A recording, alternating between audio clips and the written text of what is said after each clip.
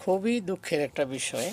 বর্তমানে গাজীপুর 4 থেকে যে সকল মহিলারা মহিলা নেত্রী দাবি করতেছেন, ওনারা পদবি পেয়েছেন, একটা সময় কিন্তু তারা গাজীপুর 4-এর যত ছাত্রলীগের নেতা ছিল তাদের সাথে তাদের সম্পর্ক ছিল, চলাফেরা ছিল এবং সরকারের বিভিন্ন প্রোগ্রামে তারা অ্যাটেন্ড করেছে।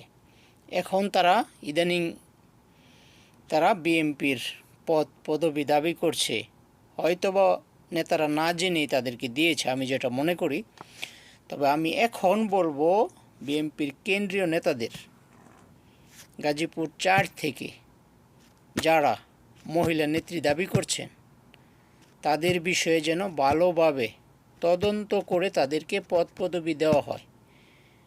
ঠিক আছে?